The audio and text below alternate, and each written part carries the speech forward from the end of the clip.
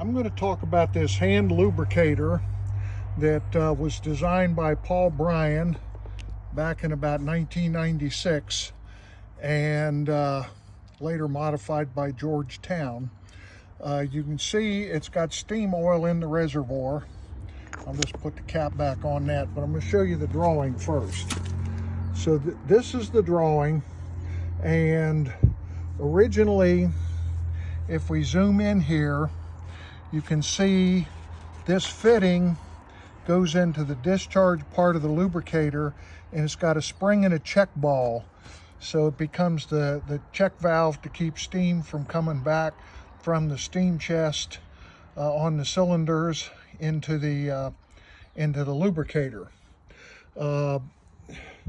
George added a manual, a longer handle. Originally, Paul had it where you just pushed on the plunger of the lubricator, and it worked. And basically, the lubricator is two 1/8-inch pins that move the oil from the reservoir out through the check valve. And you can see the check valve there where it functions. But George added the handle, which made it a lot nicer.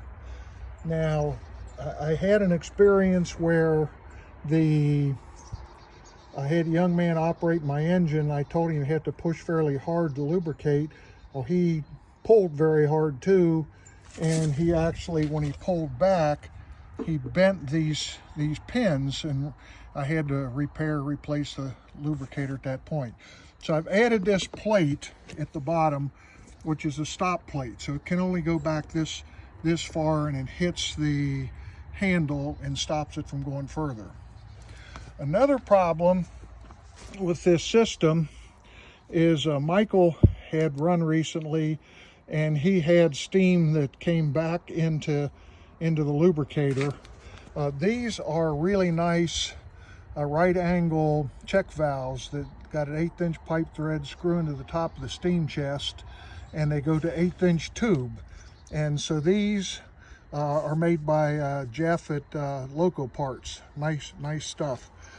So what I decided to do, you can never have enough check valves apparently, so I found these check valves here, which are 1/8-inch tube to 1/8-inch tube, and they take very little effort to crack them open. So that is that thing right there on Amazon, if you feel like you got to have one of those.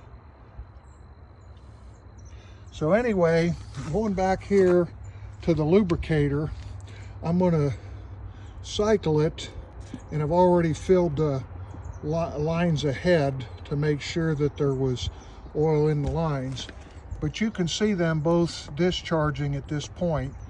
Very little effort to do this. Obviously, the check valves are directional.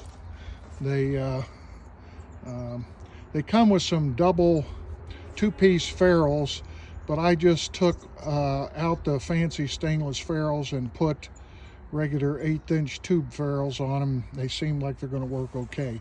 So this is a demonstrator to show how this assembly would work.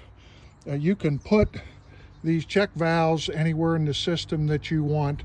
Remember, there's check valves already in here built into the lubricator, and then the right angle check valves from Loco Parts. So you got 3 check valves, and even if you had a really long engine, you can just locate these things wherever you want. Obviously, you can put the hand pump where it's easy to work and so on. But anyway, it's a pretty good system. I've probably got it on 8 of the engines I've built in the last 30 years or so. Anyway, thought you might be interested in seeing the manual lubricator designed by Paul Bryan back in 1996, and modifications by George and a couple more by me. Thank you.